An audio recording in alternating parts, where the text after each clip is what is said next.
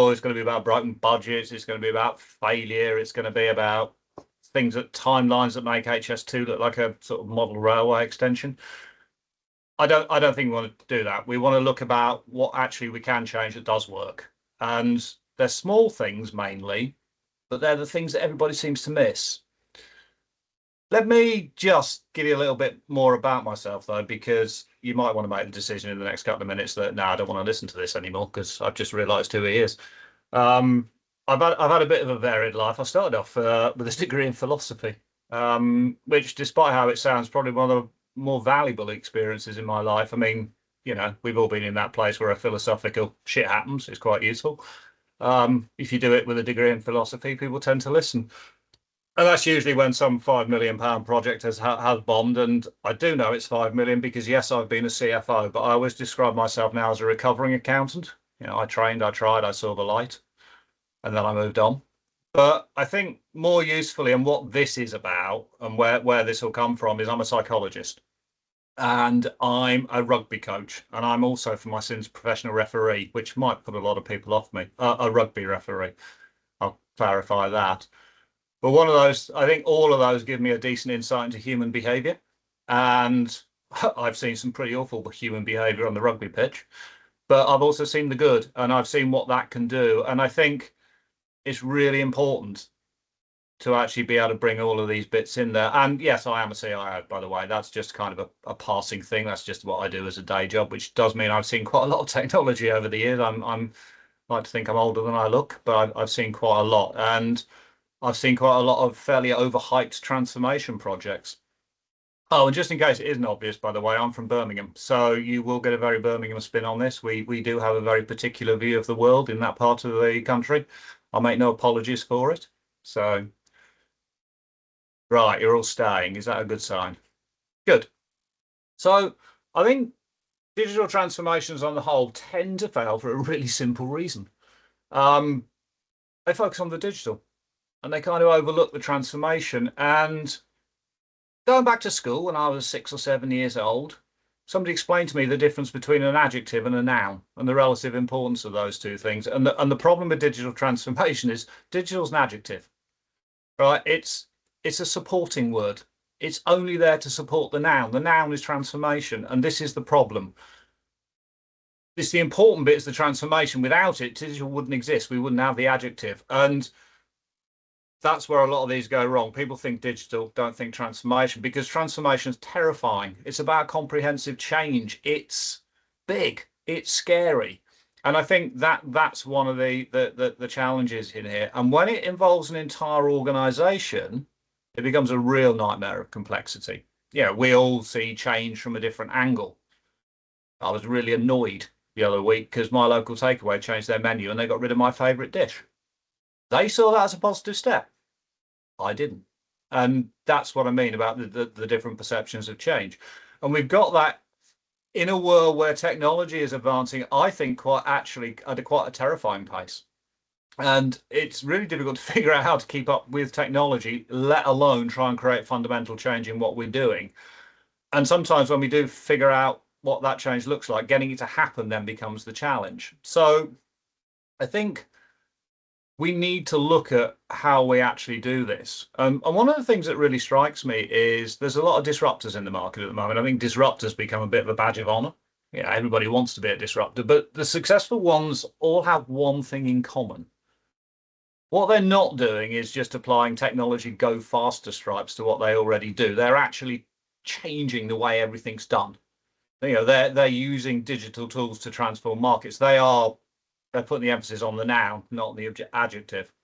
And I think that's important. The trouble is sometimes in more established organizations, we tend to think, well, if we throw a bit of technology at something, it'll make it better, it'll make it change. And it won't. Because I think there's the odd edge case here, but as a broad statement, I think it's fair to say the important part of any organization is people. Despite what we're told that AI is going to take over, it's not, because it doesn't have real ideas, and I don't think it's going to for quite a long time. Computers can't think irrationally. They can't make illogical leaps of faith. It'll always be about the people. So we've got to change that. and try and put the people at the front of it. And what I want to look at today is not necessarily trying to change the culture of an organization. That's too big a thing for what we're looking at. It's about how do you change the culture inside a project or a program? How do we actually create that level of change and then get it to stick? Because when you look at the ones that succeed, that's what happens. Is the change is made, the change sticks, the change builds, and the change carries on. So I think we need to try and understand as we go through why it doesn't change. And my logic of that is actually humans aren't really wired for change. We don't like it. Yeah, if we just unpack that for a minute, we go back 300,000 years. That's when we kind of emerged. Homo sapiens first came about. Physically, they were similar to us. They didn't really sort of think the same way. I think anthropologists tend to say behaviorally, I mean, people who show symbolic thought or complex language and create art and tools and things like that, 1,500,000 years ago. So 75,000 years ago, give or take. There's been quite a bit of change in that time, but it's been quite slow.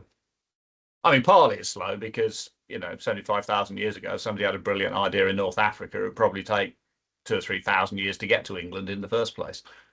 It's there is an element of that, but there have been periods of big change, and every time it came, it's met with resistance. Yeah, one of the big ones where communication, I suppose, at the time was faster or more comparative to how it is now, is the Industrial Revolution. And all we hear, first thing you do when you start talking about the Industrial Revolution is you hear about the riots, the rebellion. It gave us new words. We talk about Luddites. Now, that was a mythical figure who apparently led the machine breaking disturbances in the 19th century. But we still use that phrase, usually for people who can't use Excel properly, but we still use the phrase. It's still there. It's still embedded us in that resistance to change. And it was caused by fear. A fear that the machines would take over, fear that unemployment would destroy a way of life. A bit like AI at the moment, there's a lot of fear, which is only half the thing, right? So we know it's fear. We know it's fear now. We knew it was fear then. We know it's fear sometimes in our transformation projects. But the thing is, what drives fear? What actually creates fear in people?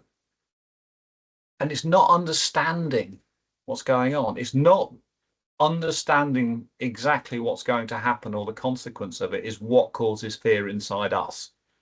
And that's what happened then. The workers weren't consulted.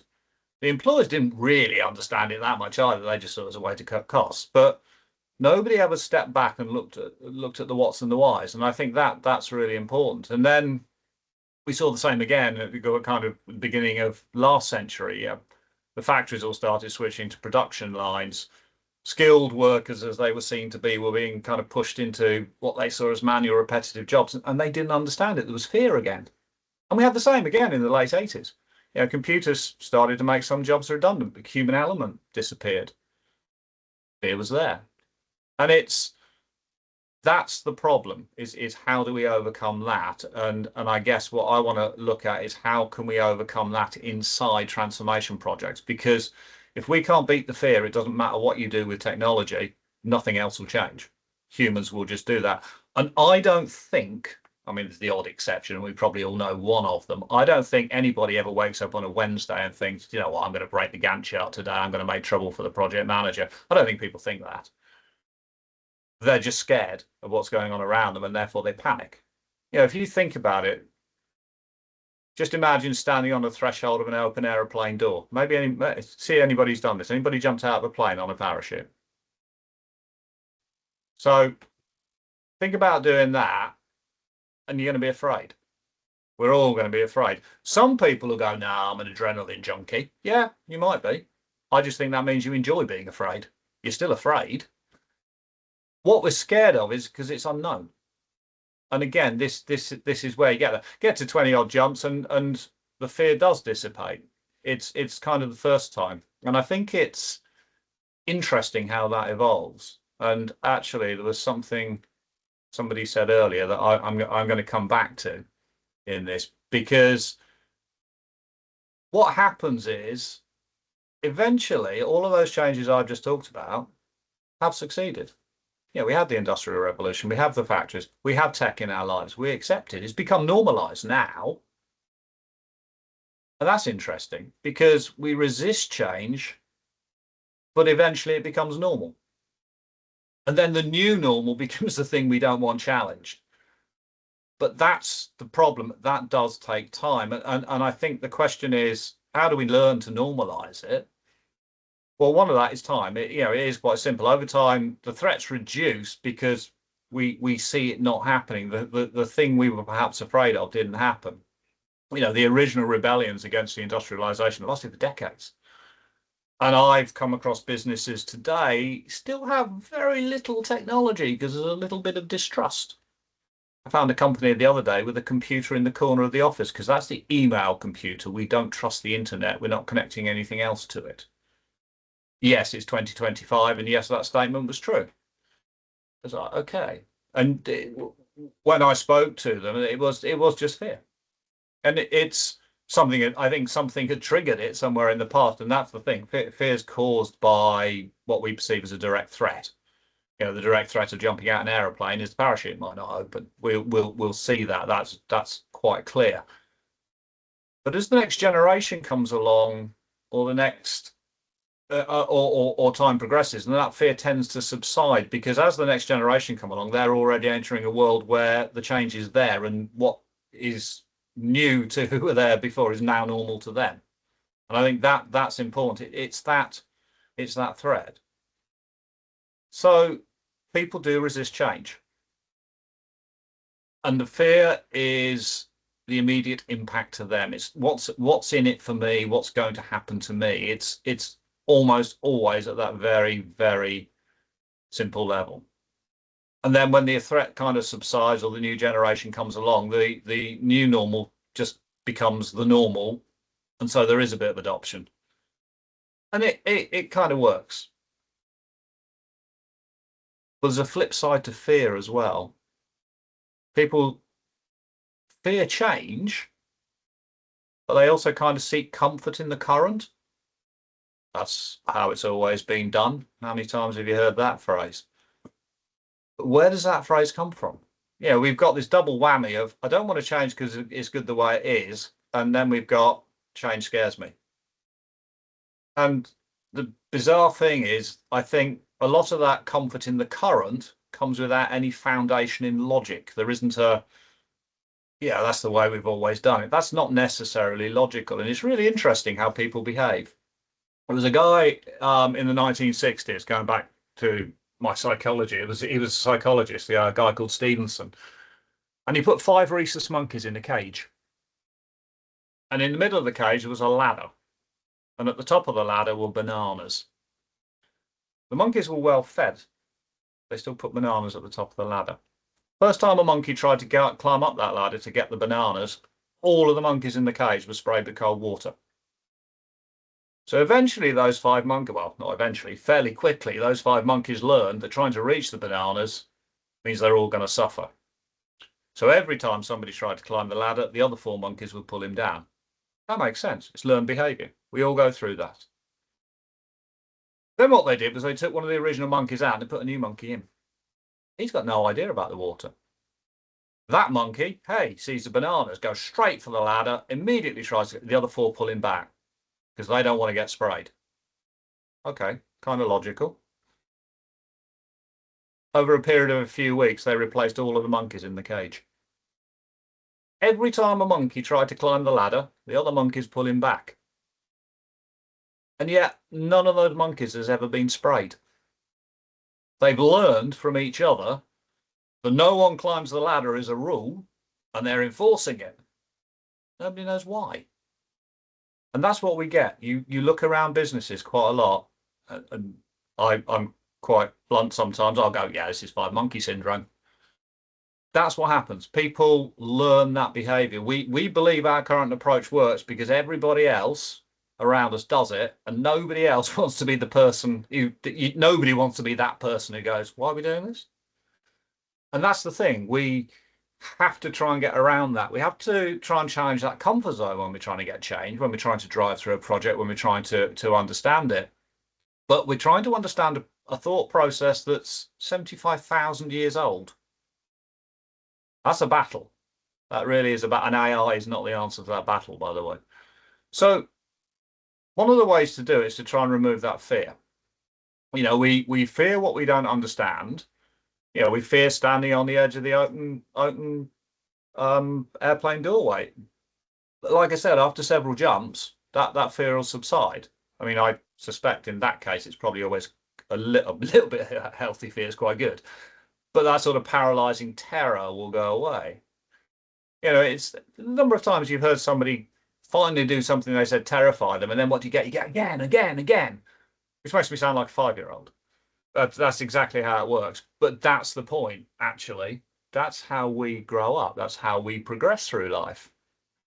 We do things we haven't done before. We overcome the fear and they become part of our lives. That is growing up, which is why the 5-year-olds go again, again, again. The trouble is we get old. By old, I mean like 20. I don't mean really old. But we learn that there's structures and there's kind of hierarchies, and that we should probably not take so many risks. We avoid fear.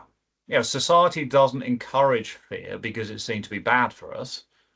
And the way to do that is to avoid risk, to conform, to kind of be a good citizen. But that pressure always kind of holds us back as well. And that's one of the challenges. There was a brilliant experiment. I think it was done by Harvard. It's called the Marshmallow Challenge. I quite like to do this occasionally. So you're in a team, you're given 20 sticks of dry spaghetti, about a metre of masking tape, a metre of string, and a marshmallow. And the challenge is dead simple. Build the tallest freestanding structure that you can in 18 minutes. I don't know where the 18 minutes came from. Stick a marshmallow on top of it. And they did this with lots of groups or teams. They had a team of CEOs, team of MBAs, team of engineers, team of designers. Oh, and just as a sort of ironic twist, they had a team of nursery children, kindergarten children. And they wanted to see how they worked together. It was quite interesting. The MBAs and the CEOs only got to just under a metre. Not so good. The designers got to just over a metre, and they did reckon theirs looked the best, in fairness. But they got to just over a metre. Unsurprisingly, it was the engineers who kind of topped out on that at about 1.2 metres in the way they thought. So how you think and where you are is quite important. Kids had a slight disadvantage, of course. None of them was actually a metre tall. So they might struggle in this. Although they did top out at 1.5 metres. They beat everybody, which is interesting. So what does that teach us? It wasn't what they did, it was how they did it that was interesting. The adults, when they were first given this challenge, even the 18 minutes, they spent quite a lot of time planning, organising, assigning roles. They did what we've learned to do as adults. They kind of mitigated the risk by preparation. They didn't want to start without a plan. Their fear slows them down. The other thing that happened with all the adults, actually, that didn't happen with the children, and I don't really know what this tells us, and I asked this question repeatedly because I'm hoping somebody will give me the answer one day, is that they all put the marshmallow on last and then watch whatever they built fall apart. The kids actually didn't do that. But the kids just waded in. They didn't have any planning. They didn't have an organisational plan. It was just like, let's try this, let's try that. Yeah. Yes, we call it iterative prototyping. They called it, let's try Sally's idea. It worked really well. They didn't have the constraints that we've learned as adults. They didn't have the fear. So they didn't need to mitigate it with the planning and the role assignment. They just waded in. And because they didn't assign roles, every voice counted. That is key. Every voice counted. Everybody could have an idea. Okay, they were 5 and 6 years old, so there was quite a lot of ideas all coming in at the same time, but they still managed to filter those. And it was interesting that because they had an objective, the objective being build something, actually, even that chaos, even at that age, became focused. And we learn that as children. We try until we overcome fear. Then we morph into adults at some point, and self-preservation kicks in. And I think that reduces our tolerance for fear, which then kind of increases our need to mitigate because we want to plan, we want to understand, we want to structure. But we also have the parallel to that we're learning for our peers that things must be done in a certain way because that's how they've always been done. Hey, the Five Monkeys told us that's the way it's been done. So I think we've got some choices here. We could turn our projects and our business over to the kids, I suppose. That might work. Sounds like it would in many cases. Otherwise, we've got to try and fix this inherent problem. We've got digital transformation. Forget the digital because that's just the adjective. We need transformation. Transformation is fundamental change. And this whole behavior pattern is what's blocking most of the change that we see. So it's all about, in many ways, and sounds like a very glib answer, and lots of people have said it, but we're going to explore as to how we can do this. It's about how do we get the right teams in the first place. We're not trying to change the entire company here. We're trying to change our project or program. We can't change the whole culture of an organization, but if we change the culture of the way we go about digital transformation, it will bleed across everything else. And what that'll do, hopefully, is create cultural change through the programs that gets everything else. Because we need that. Culture eats strategy for breakfast. That's the old phrase. And yet we still start off our digital transformation projects with strategy meetings. It's, let's do the strategy. It's a word I don't think most people understand either.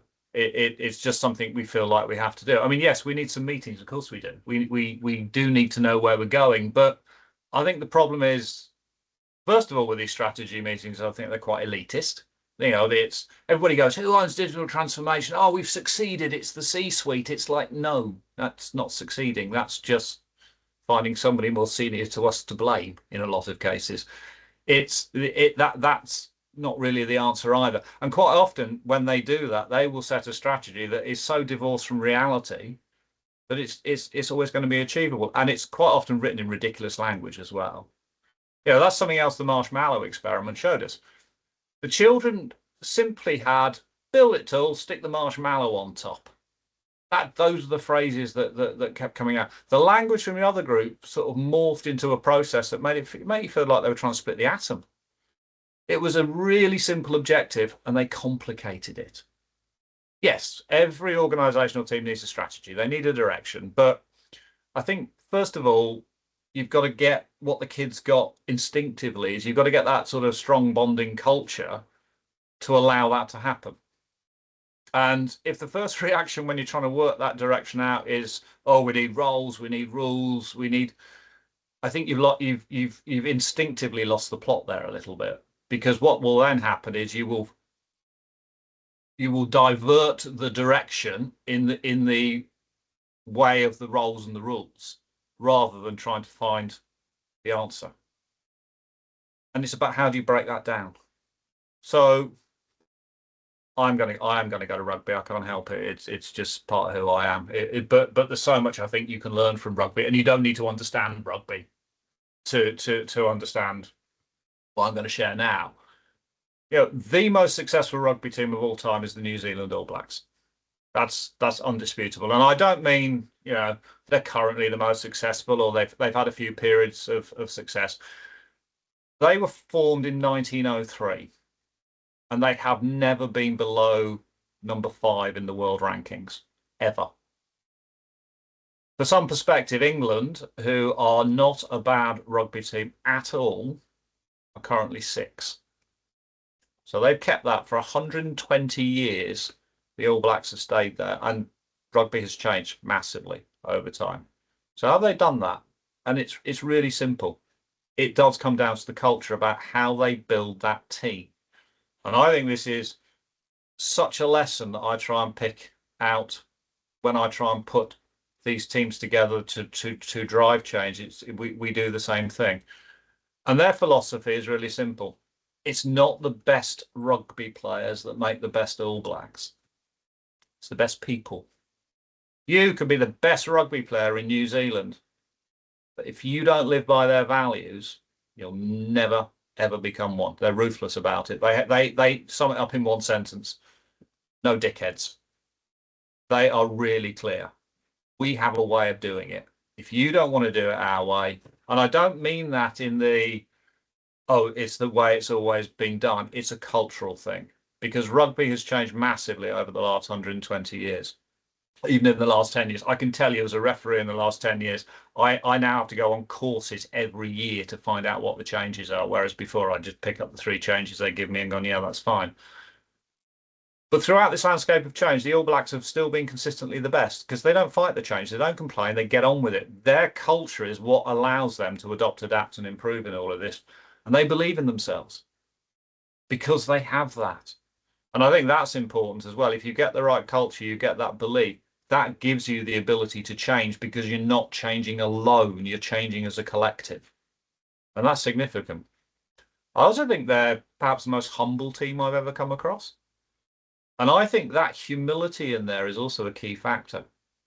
And you get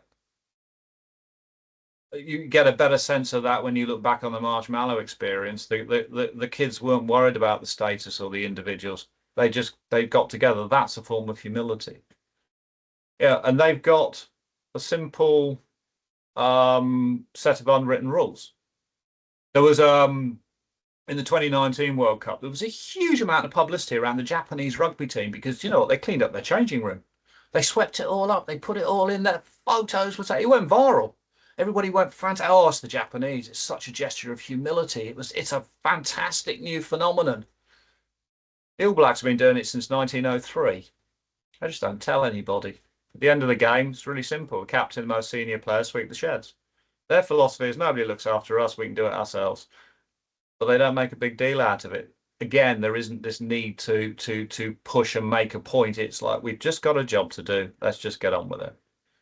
And they've got that unified belief. They've got a level of trust that kind of ensures no dickheads. Egos are not welcome, bluntly, in the All Blacks. And because egos aren't welcome, you don't need hierarchies.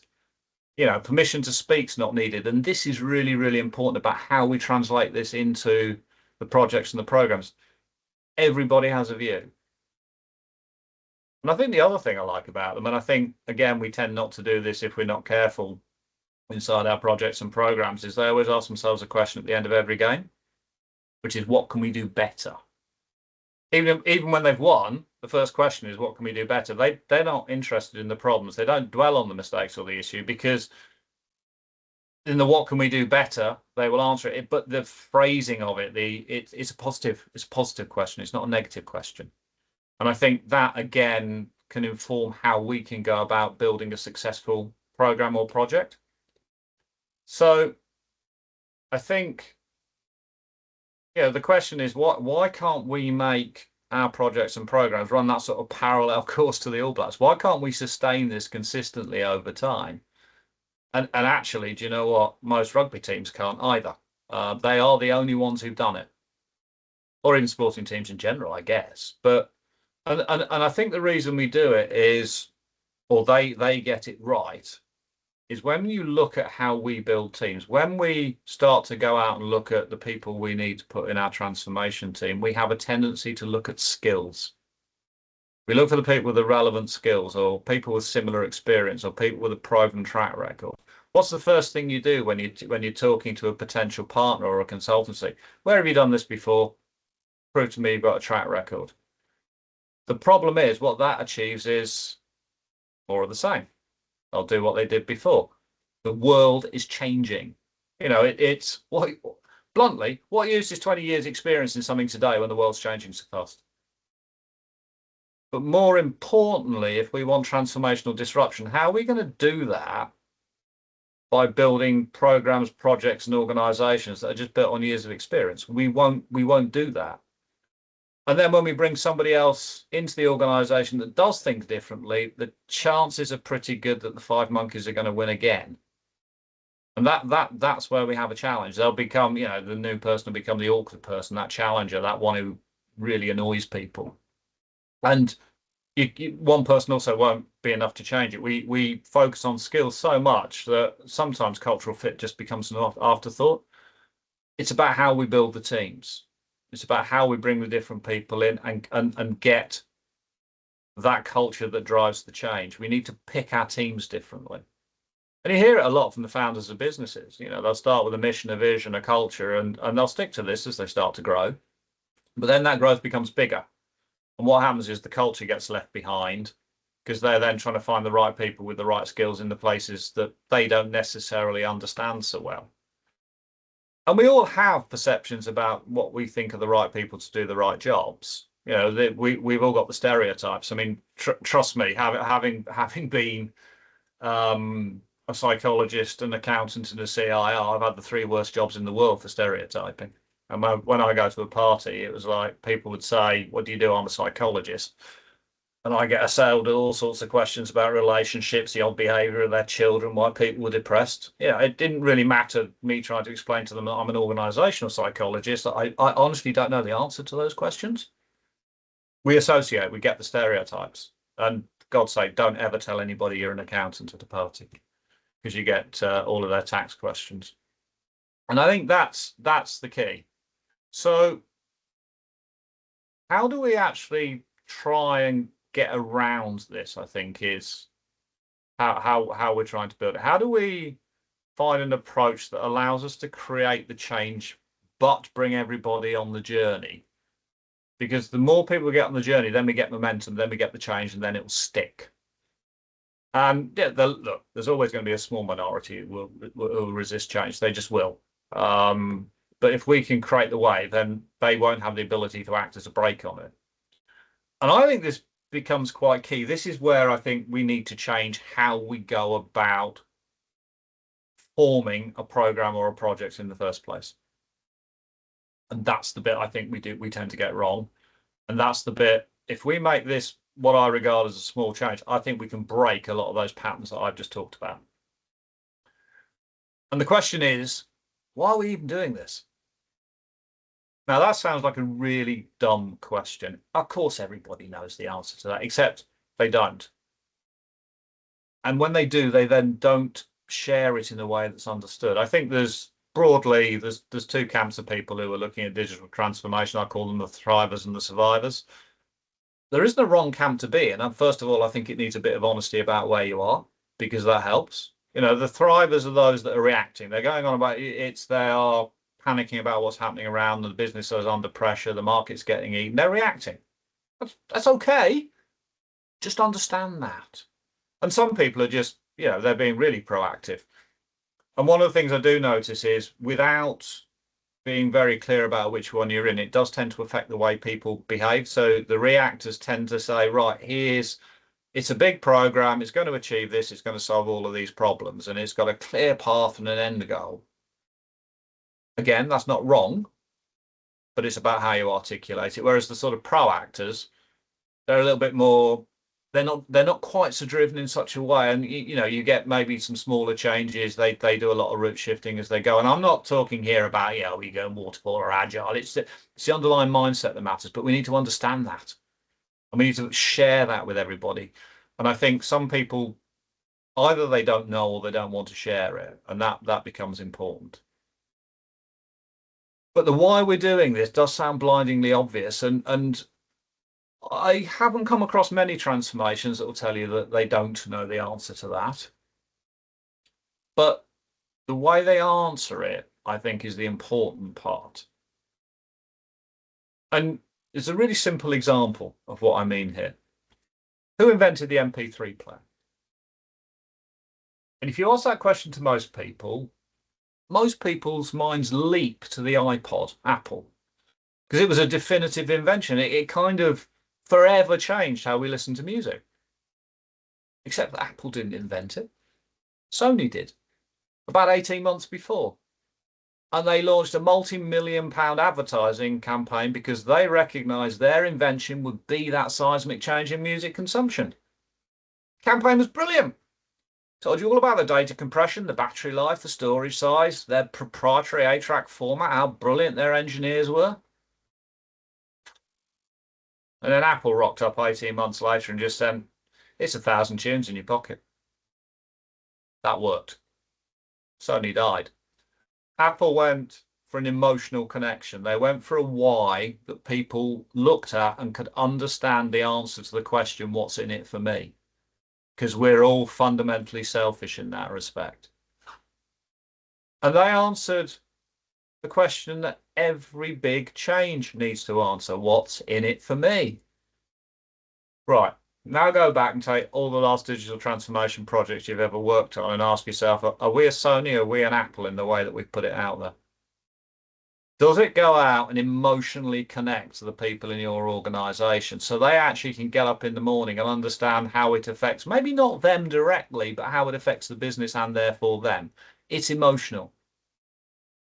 Or have you said we're upgrading our ERP system to facilitate faster transactional processing and a bit more reliable management reporting, which nobody cares about? Tell you what we'll do. We'll use the ERP one, but we'll make it really accessible to the people it's going to be affected by and call it Project Peanut.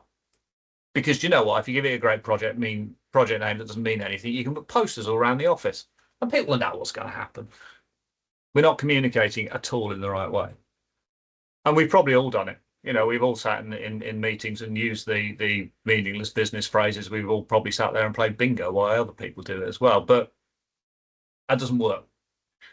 And that's when we're looking at the why, we've got to drop the buzzwords. We've got to speak human. Somebody came with a brilliant phrase the other day. They said just be less synergistically transformative and actually useful.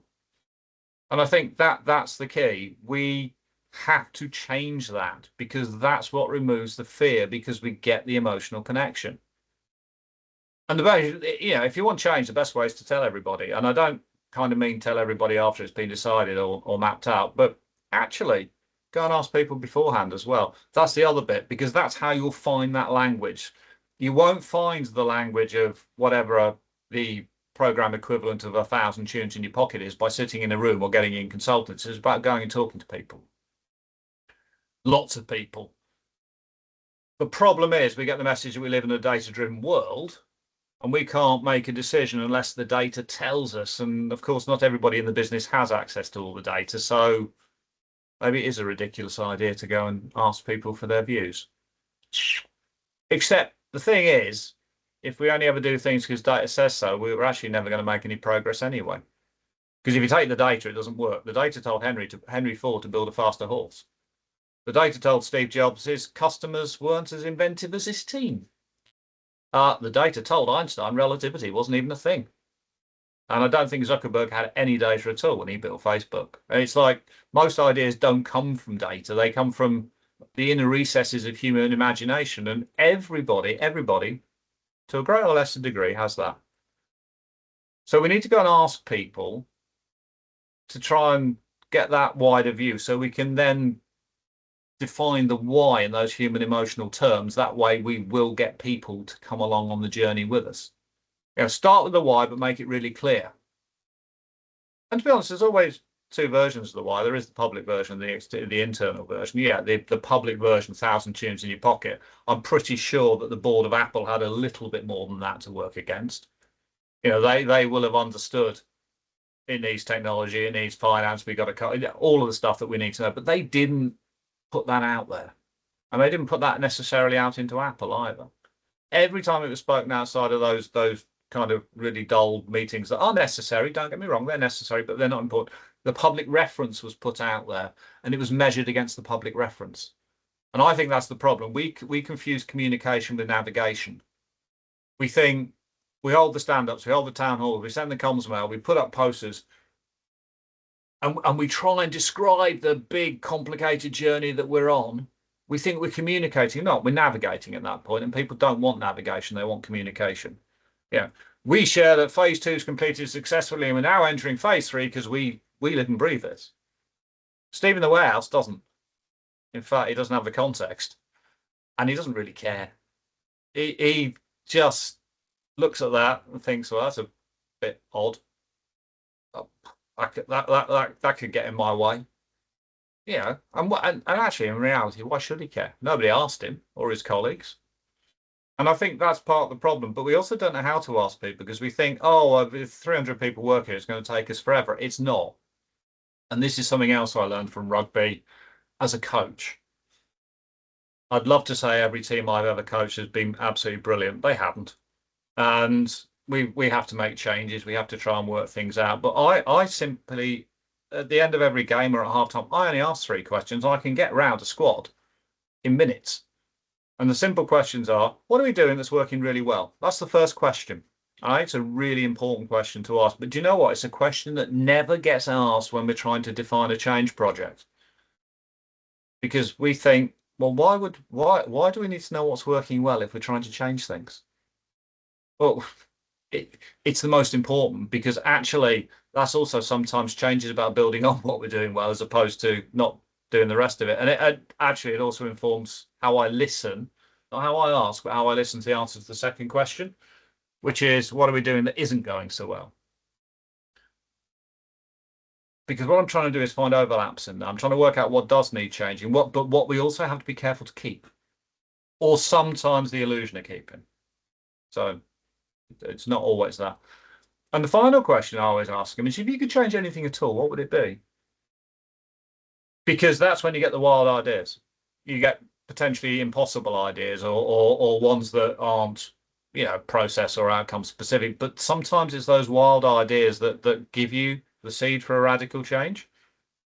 But the key is they're all open questions. You'll get answers from all sorts of different perspectives. And the other thing you'll get is the language that you need to play it back in when we're trying to define the why. And I also basically those same three questions in the business. And I do that. I can get around 150 people in a day. And I will go and find Steve in the warehouse and I will ask him. Because all of that just becomes useful information. And what always amazes me is how many people do actually have an opinion. And you think about it, we spend quite a proportion of our life at work. We do think about it. We all have thoughts and views. It's just that so many people don't come and ask us. And what I do with the rugby teams, but you can do it in the same way, is I just take that feedback and I turn it into coaching program. But I always relate the drills back to the point they made. It's the same thing. It's about the why. They owned the suggestions. I'm just facilitating it. I'm trying to acknowledge that's what I've done. I've got the why, and they've given me the why. They've given me the word. They give me something they'll believe in. If they believe in it, they'll change.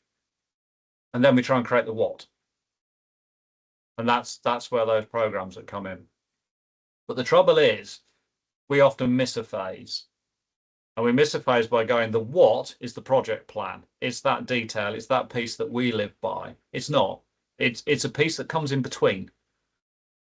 It's that kind of higher set of elements. It's the bits that we need to achieve to make the why happen before we get to the how, if you like, the what. The what is, again, plain English. And we need to be able to play those back. And those are the bits that we then measure back to people. When we're trying to share the progress, we keep the why, we share the what. The how, which is what we all do day to day to make it happen, they don't care about. They genuinely, they don't want to know. And I think it's also important how we do this as we go through. If we've got the why and then we've got that ability to communicate, that's what will get people to change. The what will show them how the change is happening, but again, it's written in plain English. And it's related back to the why. It's like my coaching program. I'm going to give them a drill they're not going to want to do, but I will turn it into, right, now we're going to do a drill on what you said to me last Sunday or last Saturday. Ah, right, yeah, we did say that. Right, then we need to do this drill. And that's where I think this kind of goes wrong as well when we build programs out. Because a lot of the time when we're trying to make change, particularly in digital transformation, we do use consultancies, we do use third parties. And hey, guess what? They've all got a way of doing it. And it's like, oh yeah, this is our approach. We've always done it like this. We'll repeat this. No, partly I understand that because they've got a playbook and they want to keep their margins up. And I don't want to mess with that because I want them interested in my project. I don't want them doing a low margin deal for me because they're going to be less interested. That's just a fact of life. What I don't want them interfering with is my why and what, though. And if you get the why and the what, this is the other bit I think we make a mistake on. We then should share that with anybody that we bring in as the third party. If you're going through a tendering process, share the why and the what with everybody. Because then they can work out how in that context. And if their how doesn't fit into your context, bin them. They're not important. The trouble is what we do is when we measure tender responses, we look at cost. We look at timeline. We sometimes look at what we call cultural fit, which I think a lot of the time comes down to, do we like them? Do you think they could put up with me? or will the board. What we don't measure, because we often don't have it, and if we have it, we don't share it with them, is we don't sit there and go, do they fundamentally understand our why, and do they fundamentally understand our what, and can they fit into that framework? And we don't use that as a measurement statistic, and I think that should be a big weighting in the whole process, because that changed the shape then of how it's delivered, and we never lose sight of the why and the what. That becomes really crucial. And defining the why and the what, I would never outsource to anybody. That needs to be internal in the organization. It needs to be in the organizational's language. It needs to be in the language of the people who work there. Sure, get a facilitator in if you're trying to achieve this. That's fine, because I accept a lot of people haven't done it. But don't let that facilitator ever become part of the delivery team either. You need that separation of duty, if you like, that's in there. And it's having that, because that then makes that a physical part of the framework. So I think what I'm trying to say is people don't like change, and hopefully there's some there's an element of psychological rigor in there, but it is we all say it. What I'm trying to do is I'm trying to explain some of the rationale behind why. And then what can we do to try and change that inside a digital transformation project is, well, forget the digital bit, because that doesn't matter. The transformation bit is bringing those people along, removing the fear and engaging them. And you can do that if you restructure a little bit how you set it up, because that's just about the wider engagement. Everybody said, oh yeah, we've talked to lots of people. Getting people to fill in online forms and asking very, very closed questions is not a way of doing that. Take those 3 questions. Go around 50% of the organization. The answers, may inform you, and they don't always. In reality, you suddenly realize that everybody thinks the same way, and that's great. But what it gives you is the language they want to hear. It gives you the language of the why. It gives you that emotional connection to them. Because it's hard to emotionally connect to an organization, but you can do it if you invest the time up front. That is what will get change. Become an Apple, not a Sony in that model. Put the why up there in a way that people understand. Put the what up there in a way that people understand. And don't bother sharing the how with anybody. They don't care where your Gantt chart is. They don't care what phase you're on. They don't care. What they care is, where is that going to affect me? And if you do that, what you'll end up with is getting that change to stick quicker, because people won't see it as a big change. They'll see it as, oh, I said that last week. Oh, that's starting. Oh, that's good. So that hopefully makes a difference. I'm going to pause there, stop there. Otherwise, I'll just start rabbiting on about the Lions tour at the moment, and that'll just annoy everybody. I guess to the group, are there any questions for Simon today?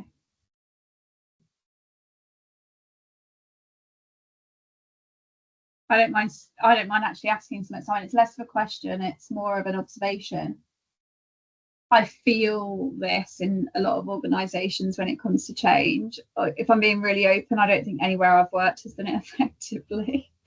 And it often feels like you're herding sheep, because it really does come back to behaviours. And that's why I put a smiley face when I heard you talk about ExCo, like people on an operating board coming up with a new way of working, or a new, we've recently had new behaviours that we use to drive performance plans and review processes. And then there just seems like a massive gap between those at the top and everybody else. And I think that can be really difficult at times. Like, you can come up with a really good story, but if you're just leaving people to their own devices to get behind something, it can be really difficult. It absolutely is, and it's one of those things. I'm always terrified when I see, oh, we've got a purpose statement and we brought a consultancy in to write it. It's like, no, you can't. It's got to come from within. Culture has to come from within. So, like I always say when I'm coaching a rugby team, I'm just the conductor of the orchestra. Who was it? There's a musician somewhere in there, wasn't there?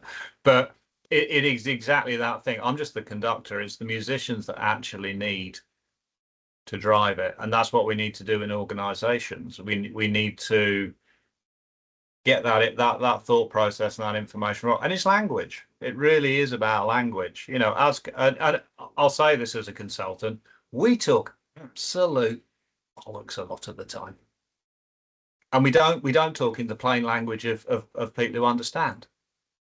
And it's one of those messages is this is all about get the language right, because language, I think, is also a way of removing fear. You know, if I have somebody running up to me and starts shouting at me in a language I don't understand, I don't know if that language is just an angry. Some languages are more angry than others. I don't know if there's an angry language or an angry person. I'm afraid. In English, I understand them. So yeah, I think you're right, and I'm terrified of people sitting in boardrooms trying to say this is the strategy. It's like that's not really where strategy comes from. We'll explain it to you afterwards, guys. Is there any further observations, questions, thoughts before we wrap up today? I had sort of a question or an observation. Yeah, I find like buzzwords so annoying, but then after a while, I think I hear them so much, I start saying them, and then I'm like, what am I talking about? How do you, or how would you kind of get out of, because I feel like in corporate, I'm surrounded by them, but how would you like suggest trying to unlearn doing that when it's surrounding you? It depends how radical you want to be. There is a brilliant book called Who Touched Base in My Thought Shower? And it takes a lot of these business words and it explains them. So blue sky thinking being the one I always take the example of. Blue sky thinking, it's a great thing, isn't it? What's a blue sky? What characterizes a blue sky? It's empty. Therefore, that doesn't even make sense as a phrase. What I do if I find people doing it to me in lies, I send them a copy of the book. But I am a huge believer in just trying to simplify things in my head. So I hear sentences played out to me and I think, oh, that sounds quite impressive. Right, what's that in English? And then I play it back in English. And it's a habit. It's a habit you need to form. But most sentences can be shortened. Particularly when I write, I do it as well. I've always written in plain English. One of the things I read some things on LinkedIn sometimes, and I just sit there and think I didn't understand a word of that. Or the other thing is I call it out. So, and I do this. It's more about technical people than it is perhaps others. But I will sit there and go, "Can you just explain that to me, please?" And then you suddenly realise they don't know what they're talking about, and it's quite funny. You know, it's especially 3-letter acronyms. Somebody gave me a 3-letter acronym the other day, and I said, I've never come across that one. What is it? And he just went, and he made something up. It didn't even make any sense. It was like, no, you don't know, do you? We all need to be more honest about it. I think a lot of business speak is protectionism. And I think it comes from the boardroom in a lot of cases. Let's speak a language nobody else understands. It makes us feel important. Just ask questions. But it is that, play it out in simple English in your head. Great, thank you. I think if that is it for today, I can share, if Simon's happy for me to do this, I can get your details at the end and share them. I think by all means. Yeah, and we can put them on our Women in Tech channel. It was really nice to meet some different faces today as well, or some that have returned from previous sessions. Please use your channel to see what the topic is for next month. I say that we haven't finalized it yet, but as soon as we do, we'll put it on there, and it'd be great to have you come along again. And thank you, Simon, as well. Thank you for giving up your time. You. That's all right. I loved it. Always thought about rugby. And I'll speak to everybody later. Thank you. Bye. Thanks, bye.